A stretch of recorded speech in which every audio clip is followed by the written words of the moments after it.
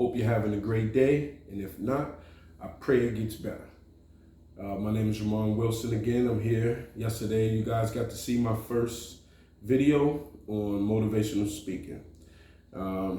Today, I'm rocking the Wealthy Bums, Shaka Dlamini, and my man, Taiwan Paul Dickerson. Shout out to you guys. Hopefully, once this grows, we can do some type of partnership or some sponsorship. So going through the comments yesterday, like I said, I appreciate all the responses. Everybody gave great ideas. Everybody gave great tips. Not to single or say one was better than the other, but one that stuck in my mind was from a good friend of mine, Khalil Dalrymple. Salute, King. I appreciate it. So he told me to be myself, talk about my life experiences, and show some emotion. I feel that's the best way to come from. So today we're going to talk about self-confidence, believing in yourself. With me, I come from, and I feel a lot of people have this story, come from struggling hard and going. So I had a goal that I wanted to go to and I wanted to reach. So I was on my walk this morning, I was listening to Les Brown. If you don't know about Les Brown, check him out. Great motivational speaker. He said 80% of the people are so afraid to fail that they let that override their attempt to succeed. Again, 80% of the people are so afraid to fail, they let that override their attempt to succeed. Me, just a little backstory. As I told you guys before, and if you don't know, I think most of you that do know me know that I'm a chef. For those that don't know me, I was working in the restaurant business. Then the pandemic hit, and once the pandemic hit, all the restaurants closed. My son, Andrea Wilson, he was working at OSM, where I work at now, and the bills don't stop. So I asked them to see if they were still hiring. When I went there, my plan was to just ride it out. The restaurants open back up. Then I go back to the restaurants, getting my thing on in the restaurant, start chefing again. But as I was there, I was noticing that a lot of the characteristics that were displayed in the restaurant, or rather that I learned in the restaurant, I could apply here. All about being a leadership. I was a sous chef. Sous chef control people, put people in the places, make sure the restaurant runs well. As a lead at OSM, the same thing happens. So I started noticing that, okay, well, I think I can grow here. Let me see what this is going to go into. As we know, restaurant business, it's not many PTOs. There's not many places that offer insurance. So let me try to see what's going on. Let me get a goal and see what's happening. How can I make this happen? Is it something that's going to be for me? Maybe it's not, but at least let me give it a try. So I started putting my all in it, learning a lot of different things. A leadership role opened up.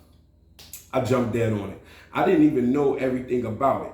That part I knew that I could figure out. But what I did know I could do, I can lead people. I can be a leader. Hence the word lead. So I applied for it, got that job.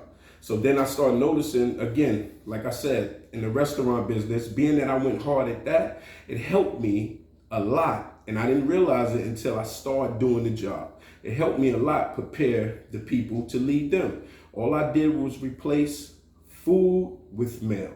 That's it. Use the same principles. Preparation, having yourself prepared. Being prepared will take you a long way. It's better to have and not need than to need and not have. Giving great advice. I think I'm a great person with advice, and I love to listen to.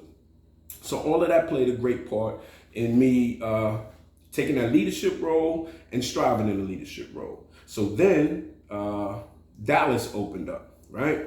So, and it opened up for operations manager. Now, granted, I've only been with the company for maybe a year and a half. I filled out for it. I thought to myself like this, all right, if I don't get it, I'm going to ask why, and whatever the reasons why I don't get it, I'm going to work on those. Instead of me saying, I can't do it. Because people were saying that to me. You think you've been here long enough? Aren't you scared to go to Texas? Have you ever been to Texas before? I had good friends of mine that was telling me that, right? But I was telling them, I believe in me. You have to believe in yourself. If you don't believe in yourself, no one else is going to believe in yourself.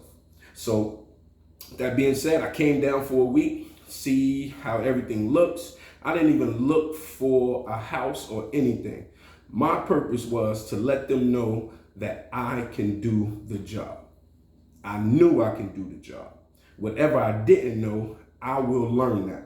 But I know that I can organize people. I know that I'm a people person. And that's one thing that's going to get me far. And plus, it's going to be hard to outwork me.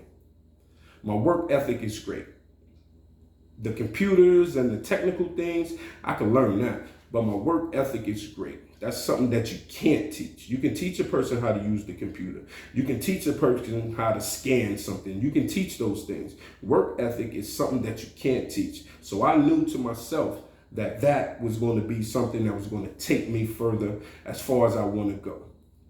I was listening to Arnold Schwarzenegger this morning, actually, about believing in yourself.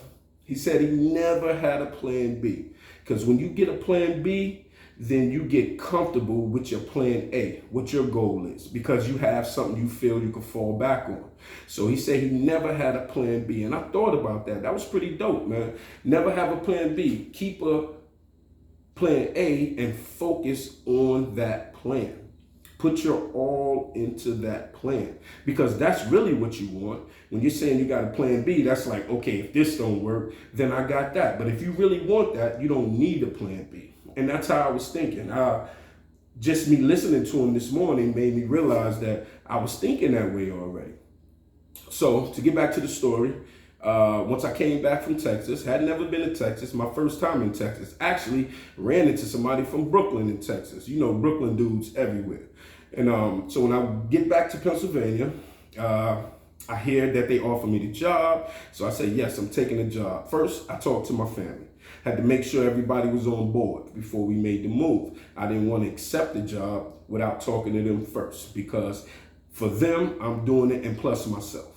So got back to Pennsylvania. They said I got the job, told me a time length that I had to make the move, right? I didn't even see a house while I was here. And I had people talking in my head saying things like, aren't you scared? You never been to Texas before.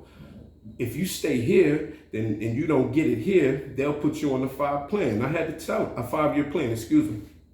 I had to tell them, you don't understand. I'm getting the job. I already see the job. I have the job already. I see myself leading people in that warehouse already.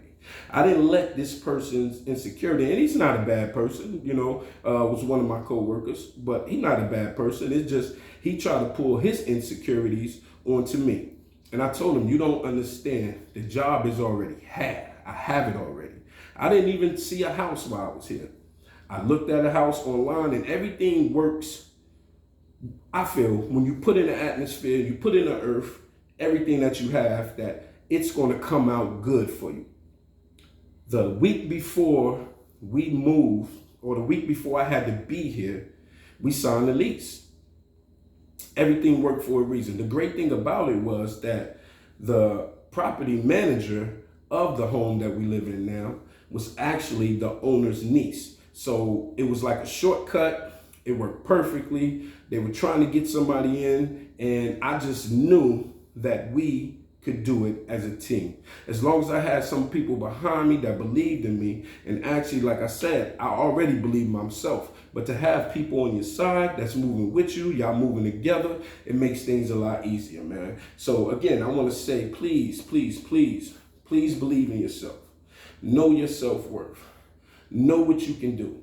Don't let anybody tell you what you can't do. I had even family members like, you moving to Texas? What's that about? You ain't never been to Texas. You know what I'm saying? You better watch them people down there. Nah, I'm not going for that. I know what I want, and I'm going to get it. And that's what I want to tell y'all out there, man. You know, don't let your mother your father, your sister, your best friend, your wife, your girlfriend, your other girlfriend, your other girlfriend, your other boyfriend, or whatever it is. Don't let anybody tell you what you can't do, because they don't see it.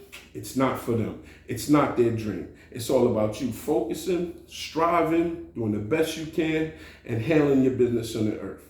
I am on some great thinking now, so it's making me less stressful. And again, I do this for y'all because this is relief for me, stress relief for me.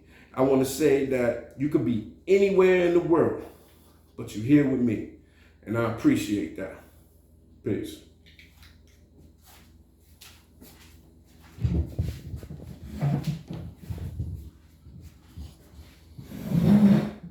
I didn't stop.